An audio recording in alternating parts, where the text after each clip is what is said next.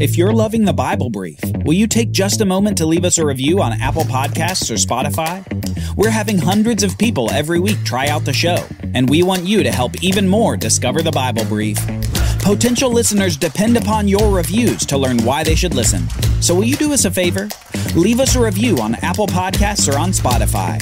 Join the cause to help the world learn the life-changing story and message of the Bible.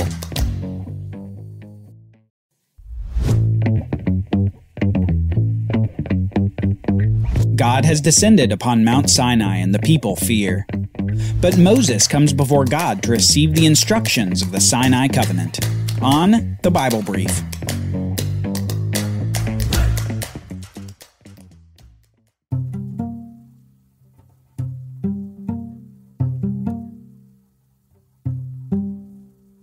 Where are you? I heard the sound of you in the garden, and I was afraid, because I was naked, and I hid myself. From Genesis, chapter 3. Adam and Eve ate the fruit from the tree of the knowledge of good and evil. And as a result, they died spiritually, before eventually suffering physical death as well. They broke God's one prohibition in the garden. And immediately, something happened. Something critical for us to remember. This is from Genesis 3, verses 7 through 11. Then the eyes of both were opened, and they knew that they were naked. And they sewed fig leaves together and made themselves loincloths. And they heard the sound of the Lord God walking in the garden in the cool of the day. And the man and his wife hid themselves from the presence of the Lord God among the trees of the garden. But the Lord God called to the man and said to him, "Where are you?" And he said, "I heard the sound of you in the garden, and I was afraid, because I was naked, and I hid myself." I was afraid because I was naked, and I hid myself. These words have incredible depth and insight for us as we continue in the Bible story. Shameful nakedness in the presence of God leads to fear of Him.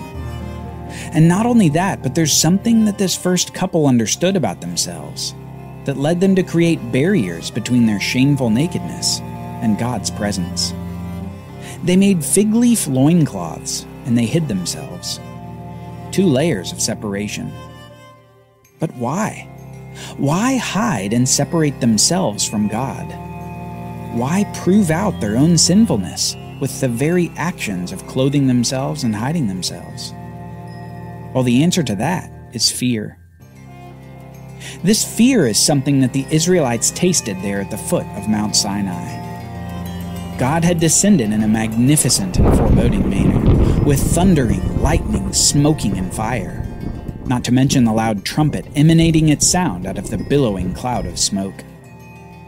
Remember, the people said to Moses, "You speak to us and we will listen, but do not let God speak to us, lest we die."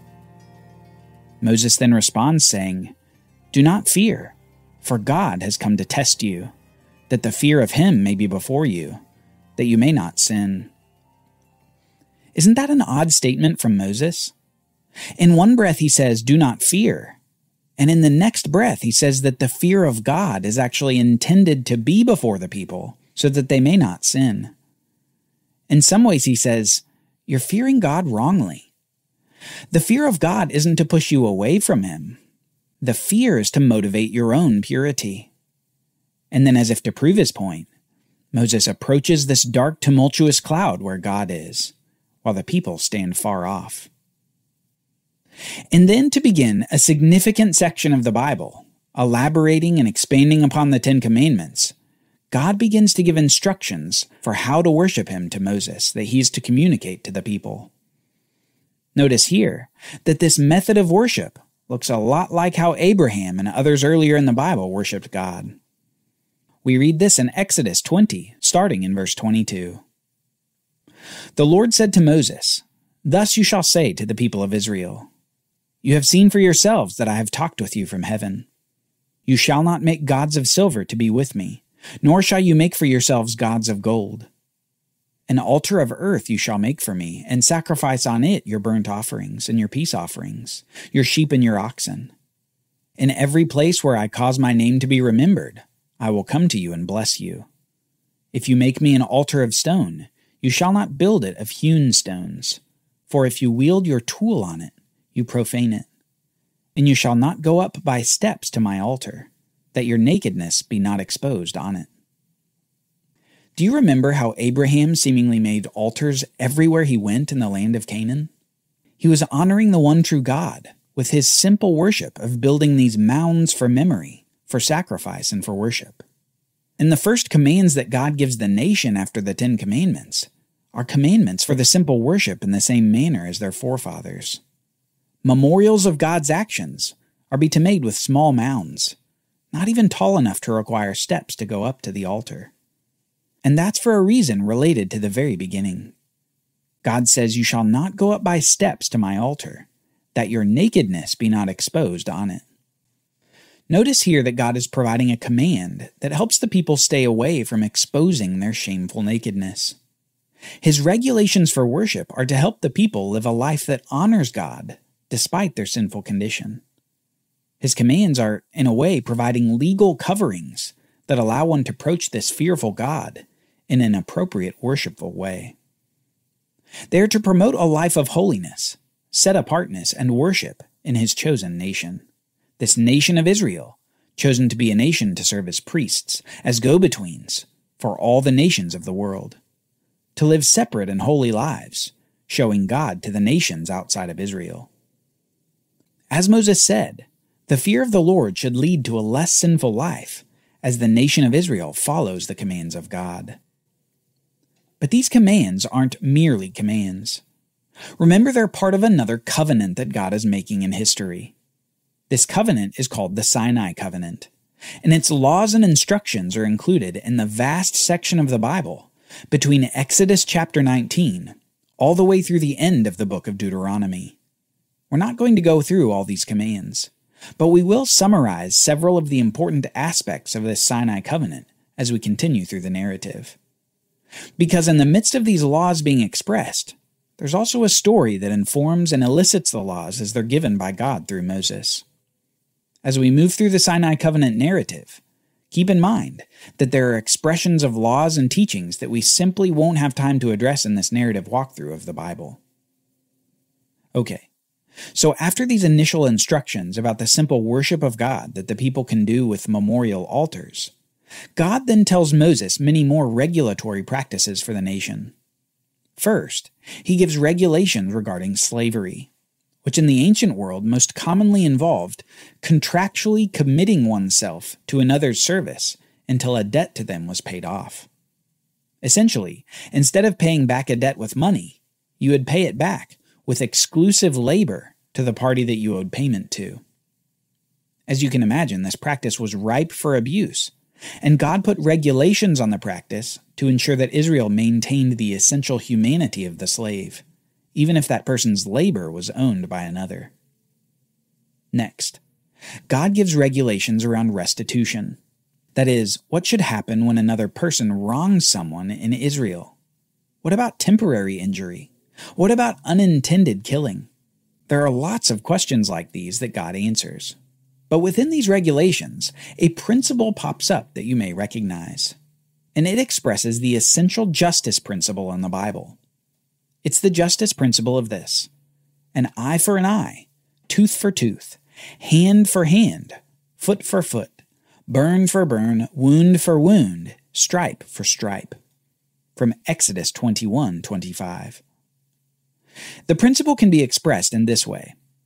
Ideal justice requires instant and equivalent restitution for the wrong done. That is, the punishment should fit the crime committed, with no room for vengeful over-punishing. There are more laws in the intervening text, but we're going to focus on one more before we move on in the narrative. In addition to the Sabbath day of rest that was to occur on the seventh day of the week, God also commands here that the land of Israel should have a Sabbath rest every 7th year. So not only was Israel to rest from labor weekly, their land was also to rest every 7 years. These commands regarding the Sabbath are no small thing to God, especially because the Sabbath itself becomes the main sign for this covenant at Sinai that God's making with Israel. Remember, the sign of the Noahic covenant was the rainbow. The sign of the Abrahamic covenant was circumcision. And here, the sign of the Sinai covenant is the Sabbath. Now don't forget this, because this sign will become a bit of an issue for the people of Israel in years to come. Remember, Sabbath rest on the seventh day, Sabbath rest on the seventh year. Okay, so after 3 solid chapters of regulations that you should read yourself, the covenant becomes official, and it becomes official in a ceremony that occurs at Mount Sinai. Let's read beginning in Exodus chapter 24, verse 3. Moses came and told the people all the words of the Lord and all the rules. And all the people answered with one voice and said, "All the words that the Lord has spoken we will do." And Moses wrote down all the words of the Lord. He rose early in the morning and built an altar at the foot of the mountain, and 12 pillars according to the 12 tribes of Israel. And he sent young men of the people of Israel, who offered burnt offerings and sacrificed peace offerings of oxen to the Lord. And Moses took half of the blood and put it in basins, and half of the blood he threw against the altar. Then he took the book of the covenant that he had written and read it in the hearing of the people. And they said, "All that the Lord has spoken we will do, and we will be obedient." And Moses took the blood and threw it on the people and said, "Behold, the blood of the covenant that the Lord has made with you in accordance with all these words." Notice at this point that the people have agreed to obedience to God 3 times. Once in chapter 19, and twice here in chapter 24. They've committed themselves to obedience to this Sinai covenant, and then Moses here seals it with blood, just as blood has been involved in each covenant so far. The formal covenant has been made, and the Sinai covenant has been officially established. But soon, after a scene where the elders of Israel eat a covenant meal with God up on the mountain, we see God again calling Moses to the top of the mountain. The Lord said to Moses, "Come up to me on the mountain and wait there, that I may give you the tablets of stone, with the law and the commandment which I have written for their instruction." So Moses rose with his assistant Joshua, and Moses went up to the mountain of God. And he said to the elders, "Wait here for us until we return to you. And behold, Aaron and Hur are with you. Whoever has a dispute, let him go to them." Then Moses went up on the mountain, and the cloud covered the mountain. The glory of the Lord dwelt on Mount Sinai, and the cloud covered it. And on the 7th day he called Moses out of the midst of the cloud. Now the appearance of the glory of the Lord was like a devouring fire on top of the mountain in the sight of the people of Israel. Moses entered the cloud and went up on the mountain. And Moses was on the mountain 40 days and 40 nights. The Sinai covenant has been made. The people have committed themselves to following the statutes and regulations given by God. And God has promised that in return for their obedience, they will be his treasured possession among all the nations, a kingdom of priests and a holy nation. A wonderful covenant for a people saved by God from their Egyptian slavery. But there was a problem. Remember the grumbling about the bitter water? Remember the grumbling about the meat and the bread? Remember the test of the Lord at Meribah and the water from the rock? Remember that these people seem to forget all that God has done for them just about as soon as he's done it?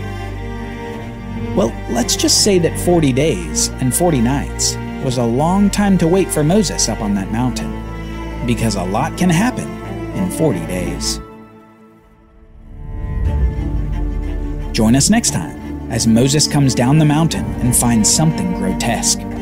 Israel has gone wild, and Aaron is to blame.